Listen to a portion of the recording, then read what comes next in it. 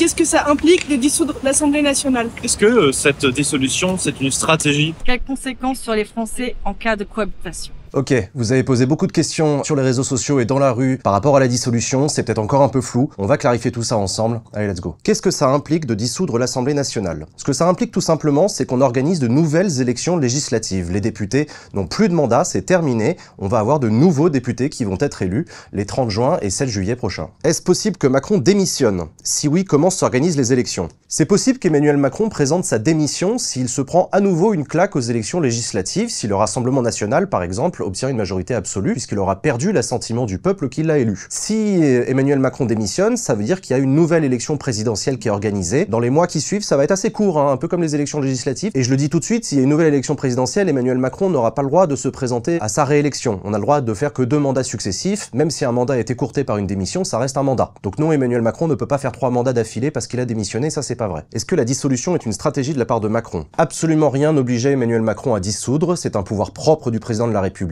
C'est assez difficile de comprendre pourquoi Emmanuel Macron a dissous l'Assemblée nationale, il n'y avait pas intérêt, il nous a démontré ces 2 dernières années qu'il arrivait à diriger, à gouverner, même sans majorité absolue à l'Assemblée nationale. Donc Emmanuel Macron n'avait pas besoin de dissoudre, il a voulu dissoudre. Il y a une légende urbaine qui court comme quoi Emmanuel Macron aurait voulu dissoudre pour mettre le RN au pouvoir, pour qu'on se rende compte comment ils sont nuls, pour pouvoir revenir au pouvoir en 2027, etc. Mais ça marche pas, ça existe pas. Personne ne fait ça. On n'a pas le pouvoir quand on est président de la République pour appliquer les idées des autres. On est là pour appliquer les siennes d'idées. Emmanuel Macron le fait depuis 7 ans. Je pense qu'Emmanuel Macron navigue à vue. Je pense qu'Emmanuel Macron s'est pris une énorme claque aux élections européennes, il ne s'y attendait pas, et c'est pour ça qu'il dissout, c'est parce qu'il n'a plus la légitimité pour gouverner. Pourquoi est-ce que beaucoup de Français veulent essayer le Rassemblement national? Il y a une idée qui circule comme quoi le Rassemblement national on n'a jamais essayé, il faudrait qu'on tente, on a essayé tous les autres, on n'a pas aimé, le RN c'est nouveau. C'est pas vrai qu'on n'a jamais essayé le Rassemblement national. On sait ce que c'est que l'extrême droite au pouvoir, on l'a vécu en France entre 1940 et 1944, on l'a connu au pouvoir dans des régions, on l'a connu au pouvoir dans des mairies, je pense à Perpignan, je pense à Béziers. Le Rassemblement national, ils ont des groupes de députés à l'Assemblée nationale, donc on sait ce qu'ils votent, on sait ce qu'ils pensent, on sait comment ils fonctionnent et ce qu'ils veulent. On sait qu'ils sont contre la retraite à 60 ans, on sait qu'ils sont pas pour l'augmentation du SMIC, on sait qu'ils sont contre l'immigration, on le sait, c'est pas quelque chose de nouveau ça. Comment ça se fait que la France devienne de plus en plus extrême dans ses choix politiques? En fait, la France n'est pas toute seule, il y a beaucoup de pays d'Europe qui connaissent une montée de l'extrême droite. Ça s'explique par la crise, l'inflation, la difficulté du coût de la vie, ce genre de choses, mais c'est aussi un divorce profond avec le système politique. Il y a aussi un vote contestataire, il y a aussi une volonté de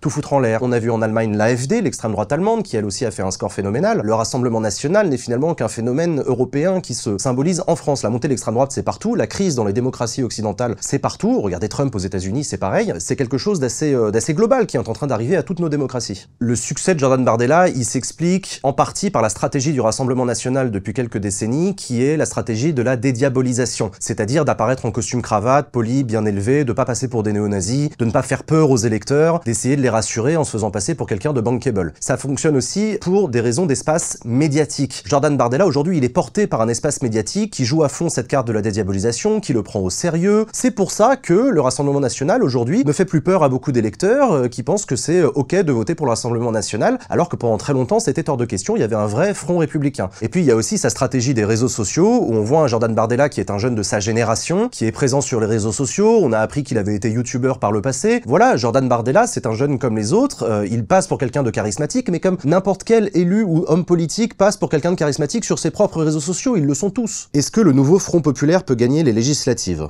Oui, les partis de gauche ont annoncé qu'ils faisaient une nouvelle union. Une union de la gauche, ça veut dire que les partis politiques de gauche ne vont pas se gêner les uns les autres dans les circonscriptions. Ils ne vont présenter qu'un ou une candidate par circonscription qui portera les couleurs du Front populaire, qui sera élu de différents partis politiques de l'Alliance, mais qui sera seul dans sa circonscription à se présenter, garantissant ainsi son arrivée au second tour, quasiment, et potentiellement sa victoire. Il y a un enjeu de mobilisation pour les partis de gauche, notamment chez les jeunes. Oui, le Front populaire peut diriger le pays dans moins d'1 mois, c'est possible. En cas de victoire du RN, qu'est-ce qui empêche le président de choisir un Premier ministre autre que le RN? En fait, ce qu'il faut bien comprendre, c'est que dans la Constitution, il y a écrit que le président de la République nomme le Premier ministre. Mais en réalité, il peut pas choisir qui il veut comme Premier ministre, le président de la République. Quand il est en cohabitation, il est obligé de choisir un Premier ministre qui rassemble une majorité de députés. À l'occurrence, des députés qui sont pas de son camp à lui. Donc il est obligé de prendre le chef du parti qui a remporté les élections législatives. C'est comme ça que ça fonctionne. Le président de la République en cohabitation, il perd tous ses pouvoirs. Il a plus de pouvoir d'initiative, il a plus de la capacité de présenter des lois, il peut plus rien faire. Il s'occupe de l'international, il s'occupe de l'armée, et c'est tout. François Mitterrand a nommé Jacques Chirac. Il avait aucune envie de nommer Jacques Chirac, mais il n'a pas eu le choix. Et ben là, ce serait pareil. En cas de cohabitation, le Premier ministre, si c'est le RN qui gagne, le président de la République sera obligé de nommer Jordan Bardella, le chef du parti, Premier ministre. S'il y a 289 députés qui soutiennent le Front populaire, alors ce sera je ne sais pas encore qui sera Premier ministre. Pour voter, il suffit de vous rendre dans votre bureau de vote le 30 juin et le 7 juillet prochain pour le second tour. Ce seront les élections législatives les plus importantes qu'on ait jamais vécues. N'hésitez pas à y aller.